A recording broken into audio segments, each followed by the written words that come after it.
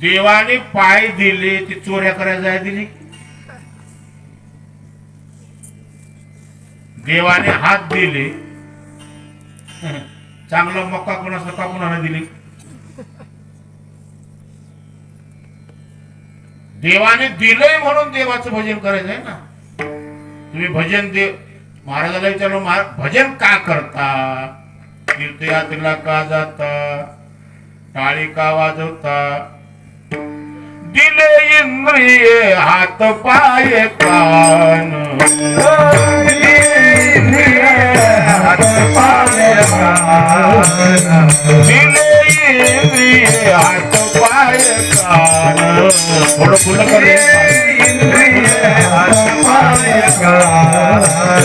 डोळे मुख बोलाया वचन,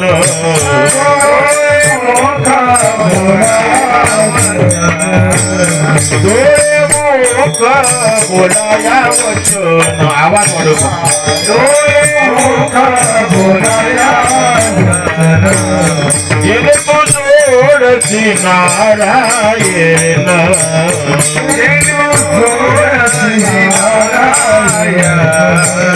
गेले तू जोडसी नारायण,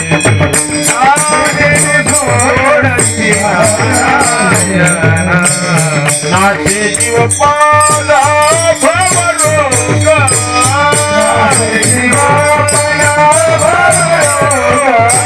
नाचे जीव पाला भवरोग,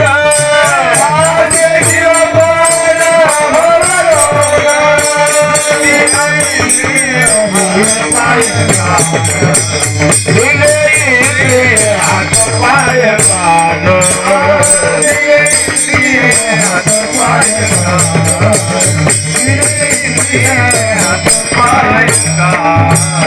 दिले इंद्रिय हात पाय कान, डोळे मुख बोलाया वचन, गेले तू जोडसी नारायण, नाचे जीव पाला भवरोग, हात पाय कान, डोळे मुख बोलाया वचन, गेले तू जोडसी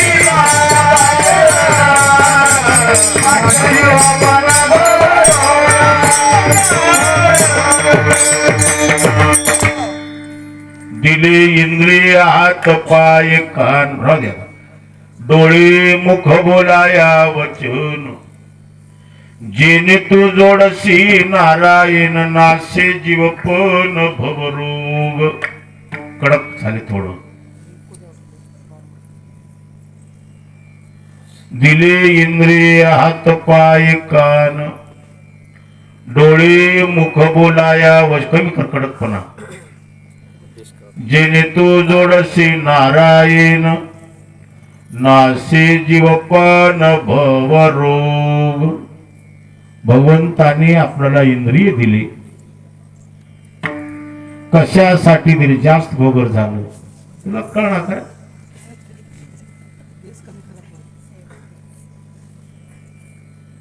पाय कशासाठी दिले? घाटलास माती थोडंच करावं तरी कमी दिला. उघड डिबडी फिरून लागते. पाय कशासाठी दिले? बस आता तीर्थयात्रा करण्यासाठी दिले, पंढरीची वारी करण्यासाठी पाय दिले. पायाचा उपयोग पंढरीच्या वारीमध्ये करावा. टाळी वाजवावी, गुढी उभवावी, वाटते चालावी पंढरीची. पंढरीची वारी का करा? देवाने पाय दिलेत म्हणून दे करा. का पंढरपूरला गेला देव काय देईल म्हणून करा? तुम्हाला किती दिल तर काय पुरणार आहे? आता कुठं पुरले माग. पाय दिलेत म्हणून पंढरीची वारी करा. भगवंताने हात दिलेत म्हणून कीर्तनात भजनात निशंकपणे टाळी वाजवा. भगवंताने सुंदर मुख कमल दिले, बडबड करण्यासाठी दिले नाही. कोणाची तरी निंदा, कोणाची तरी स्तुती करण्यासाठी दिले नाही. भगवंतानं मुख कमल केवळ भजनासाठी दिले. म्हणून मुखाने काय करा, भगवंताचं नाम घ्या. मला काय सांगायचं होतं आपल्याला, देवाचं भजन देव देईल म्हणून करायचं आहे का देवाने दिलंय म्हणून करायचं आहे? देवानं दिलेलं ज्याला कळत नाही तो देव देईल म्हणून भजन करील. पण देवाने दिलंय हे ज्याला कळाले तर देव देईल म्हणून करत नाही, देवाने दिलंय म्हणून करतो. विठ्ठल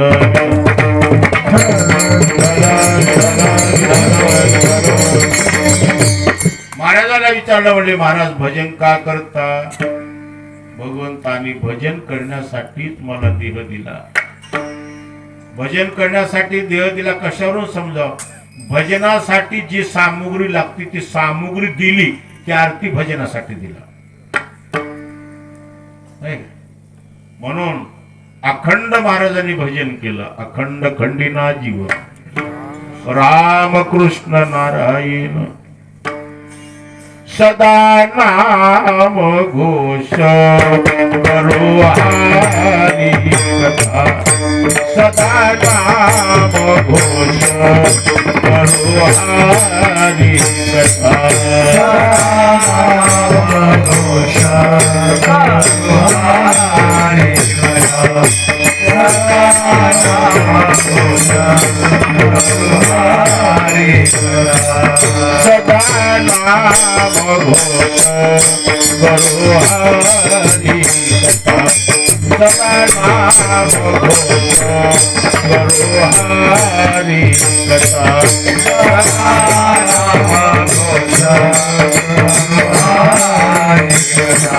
सदा नाम घोष करो हरि कथा. तेरे सदा चित्ता समाधान. तेरे सदा चित्ता समाधान.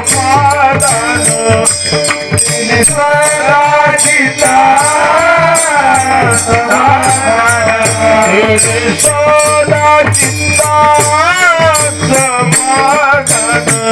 तेरे सदा चित्ता समाधान. सर्व सुख ल्यालो सर्व आलंकारो.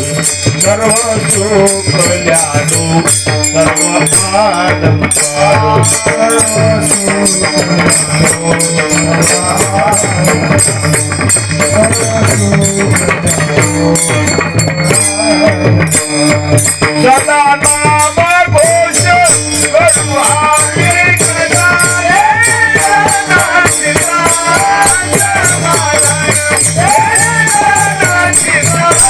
सदा नाम घोष करो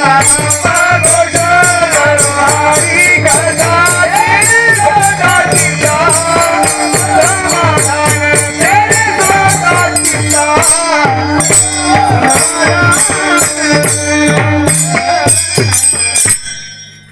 सदा नाम घोष करो हरि कथा.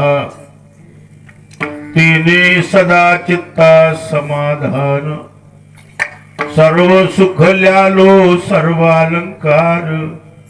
आनंदी निर्भर डुलत सो. महाराजांचं भजन सदा सर्व काळ तीच खरं भजन आहे. अतूट भजन, अखंड भजन म्हणजे खंडित नाही. ते भजन सामूहिक जमत नाही. सामूहिक भजन म्हणलं की त्याला काळ वेळेचं बंधन आहे. ते भजन आहे हरी बोला एकांती, हरी बोला लोकांती, देह त्यागांती हरी बोला. अंतिम श्वासापर्यंत जो भजनाची कास धरलेला आहे, अंतिम श्वास सुद्धा भजनानेच विसर्जन झाला. त्याचं नाव भजन. सोपं आहे का? सोपं नाही भजन. भजन सगळ्यात सोपं आहे पण सोपं नाही. काय भजन सगळ्यात सोपं आहे पण घडणं सोपं नाही. नाही अवघड आहे. सर्व काळ चित्तात चिंतन असणंही भजन आहे. दळिता कांडिता जीविता गे माय सर्व कार्य करीत असताना भगवंताच्या नामाचं चिंतन चित्तामध्ये राहत ना. जागा आहे तरी चिंतन आहे. झोपला तरी नाम तत्व ज्याचं खंडित होत नाही. स्वप्न पडलं ते स्वप्नातही भजन करतो. पांडुरंग ध्यानी पांडुरंग मनी जागृती स्वप्नी पांडुरंग. तिन्ही अवस्था आल्या गेल्या पण भजन गेलं नाही. असं अखंड भजन जगद्गुरु तुकाराम महाराजांचं होतं. एकटे बसल्यावर तर भजन लय रंगत होत. आमचं लोक जमल्यावर रंगते. लोक जमल्यावर रंगते, कमी असल्यावर भंगतेच. महाराज तर भजनाचा आनंद लुटण्यासाठी भंडाऱ्या डोंगरावर जात होते. एकटेच, कोणी येत नाही तिथे जात होते. तिथं जायचं, विना स्वरात लावायचा. स्वरात विना लावायचा म्हणजे तुकाराम महाराजांना स्वर ही ग्राही होता. संत सज्जनाला स्वर ताल ही ग्राही आहे. म्हणून तरी महाराज बोलतात लावणी मृदंग श्रुती श्रुतीनाम विना. लावणी मृदंग श्रुती, मृदंग आणि श्रुती एका स्वरात. तर मृदंग दुसरीला, विना तिसरीला आणि गायक पाचवीला. जमलं, दिवा लागला. भजनासाठी, सामूहिक भजनासाठी स्वराची गरज आहे. आणि स्वराचा संकेत देणारा मृदंगाचा थाप विण्याचा झलत्कार आहे. ज्याला गायचं आहे तर थोडं थाप कानाने ऐकावं, थोडी विना कानाने ऐकावं. विण्याचा मृदंगाचा स्वर ध्यानात घ्यावं. त्या स्वराला अनुरूप गायनाची सुरुवात करा. पहिला स्वर लावा. स्वरच माहित नाही कशाला म्हणते. कोणीतरी चाल उचलाव आणि स्वर तज्ञ असलेल्या माणसाला हे थाप स्वर लाव राहिलं असलच करायला काय करायचं ना बोलायचं. होय होय का तू बदकून टाळ टेकून निघूनच गेलो.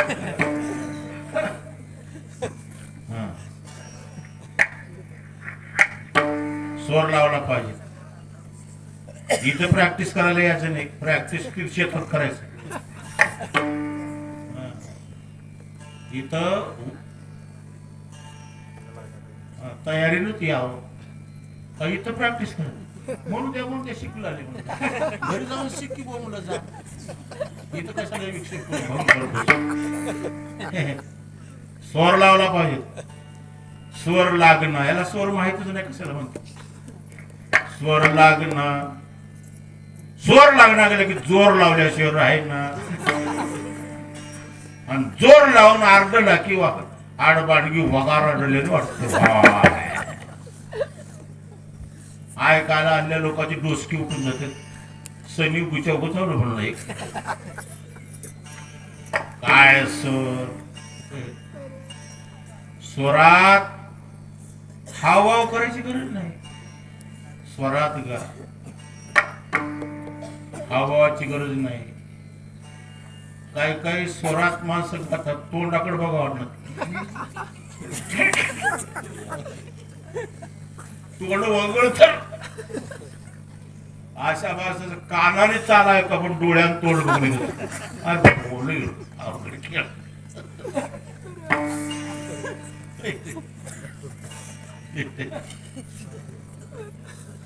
विना स्वरात लावायचे महाराज.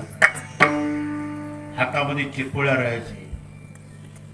विण्याच्या स्वरात